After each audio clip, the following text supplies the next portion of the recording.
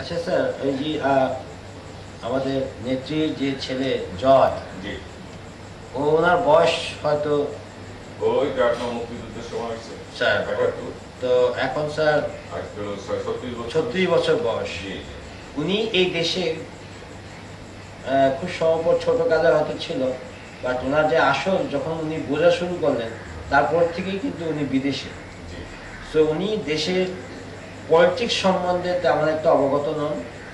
দেশের লোকজনের সাথে মিলেমিশে বড় হওয়ার যে অভিজ্ঞতা সেটার প্রচণ্ড ঘাটতি ছিল। তারপরও আমরা যেটা শুনতে পেরেছি, মিস্টার জলিল আমাদেরকে এসে বলেছেন যে উনি চান নাই যে ওনার ছেলে পলিটিক্সে আসুক, কিন্তু তারপরও নেত্রী যে মহড়া দেখলেন ছেলেকে পলিটিক্সে আনার ব্যাপারে, উনি এটাকে উনি কি ভুল করেছেন না? অবশ্যই বলবে।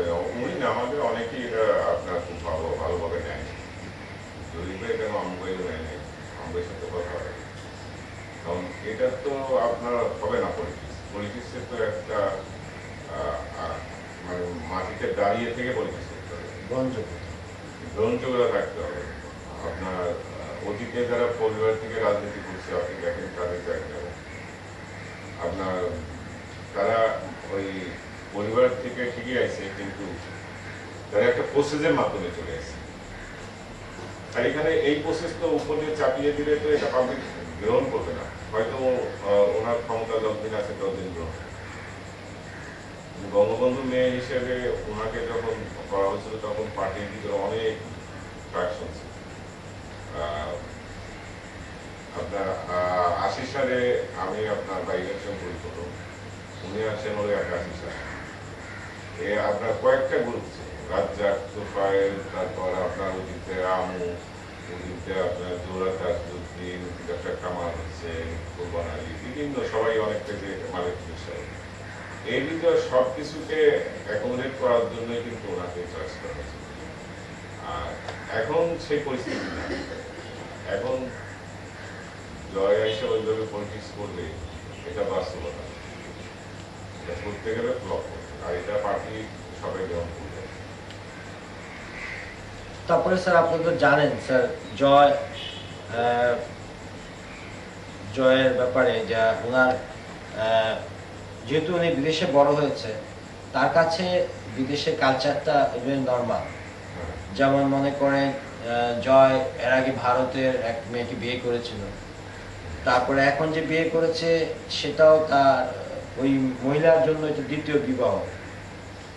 তো এই যে কালচারগুলা, এই কালচারগুলা বিদেশি লোকজনের কাছে খুব নর্মাল হলো, বাংলাদেশের কাছে, বাংলাদেশের নেতাদের কাছ থেকে আমাদের অন্যান্য সমর্থক পেতে আশা করে না। এটা হবে না।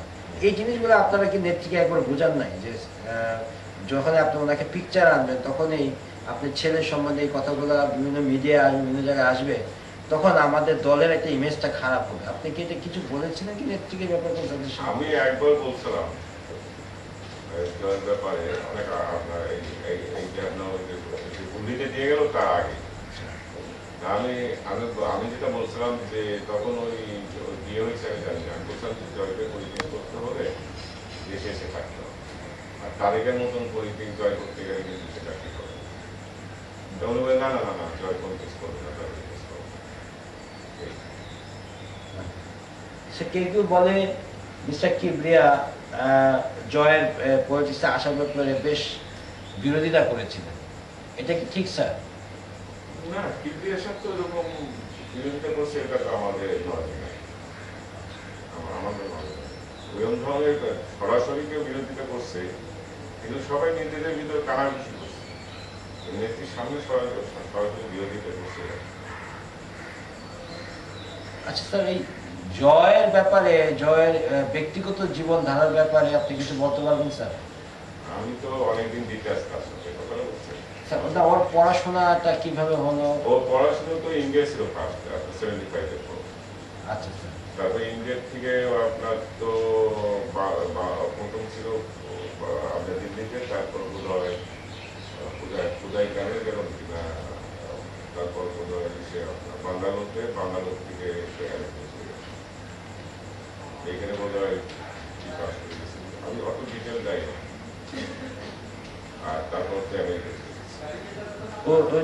ইন্ডিয়ায় যে বিয়েটা করেছিল এটা কোন ইয়ারে করেছে? এটা তো অনেক আগে, এটা আপনার 90 থেকে 90 পরে। এটা কি কোনো অনুষ্ঠান হয়েছিল স্যার? আমাদের আমাদের আমরা জানি, আমাদের জানাই কোনো অনুষ্ঠান কিছু করেননি না, স্যার? না, আমাদের জানাই। বিয়েটা কি ভারতে হয়েছিল না অন্য কোথাও? এটা এটা আমার বললাম তো, আমাদের জানে, আমরা শুনছি যে বিয়ে হচ্ছে, ঠিক আছে। আমাদের অনুষ্ঠান বলেও সেটা একেবারে গুণ আছে, আর কোনো আপনি শুধু জানতো না। তো বিয়েটা কয়দিন টিকে ছিল স্যার? অ্যাকচুয়ালি তাও হিসেবে বলতে পারবো না, আমরা তো দেখিই নি, ওই যে মেয়েটাকে দেখিও নি। কথাটা হচ্ছে আচ্ছা স্যার, না বলছিলাম এই কারণে যে আপনি তো স্যার খুব ক্লোজ, আপনার ব্যাপারে কিন্তু নেত্রী খুব নির্ভরশীল। না, ক্লোজ ঠিকই, কিন্তু কিছু ব্যক্তিগত কিছু বিষয়গুলো আছে, এই ব্যাপারে না বললে তো আর বেশি জিজ্ঞেস মুশকিল। আচ্ছা স্যার, এই ঘটনাটা আপনি তো ভালো করে জানেন যে এবং শুনেছেন কারা এই কার্যক্রমের সাথে জড়িত। আপনি যদি একটু ইলাবোরেটলি আমাদেরকে বলতেন যে আপনি কখন এটি শুনতে পারলেন যে না, আমি তো আপনাকে আগে বলছি যে আমি বাসায় ছিলাম, তখন ওই যে আপনার যুবলীগ অফিস থেকে একটা লোক এসে বললো যে এরকম ভাবে যুবলীগ অফিসে বসে যুবলীগ চেয়ারম্যান সেক্রেটারি এরা পরামর্শ করে কিছু গাড়িতে মানে হামলা করার ব্যবস্থা করে দিচ্ছে। কারণ এটা কি, এটা তো পরবর্তী পর্যায়ে এরকম একটা ঘটনা ঘটে গেল, এই যে আপনার শাহবাগের ওখানে এই ঘটনা তো বোধ হয় এই ভাই তো এই যায় তো কেমন হয়ে গেল। যাবে যে তোমরা মানা করতে পারলো না যে এই ধরনের ঘটনা জানি না ঘটে। তবে এখন তো এখানে মানুষ মারা গেছে, এখন কি হলো না সেটা তো আমরা বুঝতে পারি। কারণ আমাদের সাথে তাদের সাথেও কিন্তু কানাঘুষি করে কয়েকজন লোককে পাঠায় দিল যে যাও তোমরা। আর মোবাইলে বললো যে আমাদের জানায় কি করা, মানে এটা ক্রেডিট নেওয়া ভাবলো। এই কথাটা অফিসে তারা বলছে। আচ্ছা কথা হচ্ছে যে আমার কাছে যুবলীগের কয়েকজন বন্ধু যে ভাই বোঝা যাচ্ছে এটা তো পার্টির জন্য খারাপ, দেশের জন্য মানুষের জন্য, তাদের আমরা জবাব দেবো, এই আর কি। তাহলে ঠিক আছে, আমি যুবলীগের কারা এর সাথে ওই দিন ঘটনার যেটা পরিকল্পনার সাথে কারা জড়িত ছিল স্যার? নাম কি স্যার? নানো কাজল, এরা ওখানে বসে আর কাজকে গেছিল আমার। আচ্ছা আচ্ছা, কিন্তু নিশ্চয়ই ওদের ভিতরে একটা গ্রুপ থাকা উচিত ছিল যারা নাকি এটাকে একটা প্রটেস্ট করা উচিত ছিল। হয়তো প্রচেষ্টা হয়তো আপনার জানতো না, ওরা হয়তো বলে নাই সবাই। আচ্ছা স্যার, গোপনে হয়তো পরিকল্পনা করে এটা। ওরাই বলছে যে যাও তোমার কথা জানাই। তো ঘটনার পর আবার জানিয়েছে তারা? হ্যাঁ, তো যাই না।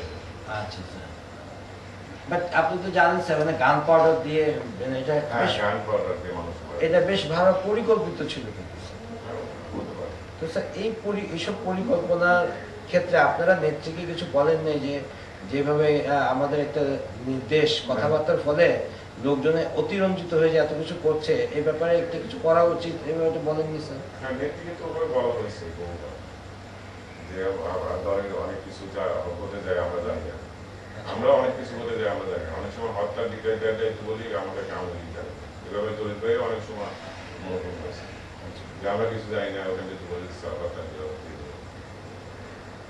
ঘটনা হচ্ছে। তো এই ঘটনার পরে যুবলীগের ওই সদস্যদেরকে আপনারা কোনো শোকজ টোকজ কিছু করেছিলেন না, বা তিরস্কার? না, এরকম জানি না নেত্রী করছে কিনা, আমরা তো একটু ওদের থেকে দূরেই থাকি। বাট আপনারা নেত্রীকে বলেন নাই যে নেত্রী এটাকে একটা কন্ট্রোল করা উচিত? সেটা বলছি যে আমি বলছি নেত্রী এটা সময় হচ্ছে যুবলীগের সাথে ইনভলভ। আমার মনে হয় এই বিষয়গুলো তোমার দায়িত্ব যুবলীগকে দেওয়া হচ্ছে, তুমি সতর্ক করতেছে এবং করে তো আমাদের জন্য ক্ষতি হবে। আচ্ছা, যুবলীগের এই সদস্যরা এখন কোথায় আছে?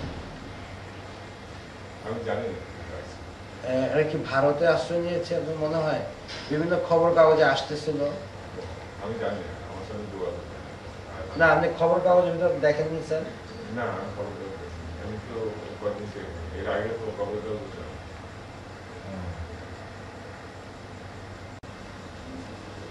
কিন্তু স্যার আপনারা কি বলেন, আমরা যতটুকু জানি যে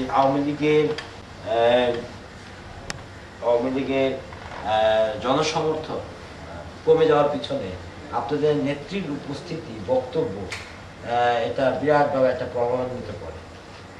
এই ক্ষেত্রে আপনার মন্তব্য কি? নেত্রী বিষয় হচ্ছে নেত্রী মাঝে মধ্যে একটা কথা যা আসলে জনগণে আপনার বিভিন্ন পোস্ট দেখা যায়। ওনার কথা কম বললে বোধহয় ভালো হয়। এটা কেউ অ্যাডভাইস করতেন না ওনাকে যে আপনার অনেক সময় বেফাস কথাবার্তা দলকে বিপদের অবস্থায় ফেলে দেয়? এটা ব্যক্তিগত হয়, কিন্তু আপনার মিটিংয়ে কেউ বলে না। মিটিংয়ে কেউ বলেন না? ব্যক্তিগতভাবে বলে। আপনি ছোট বল, আপনি কি ব্যক্তিগতভাবে কি বলেননি যে তুমি এইভাবে কাজ করবা?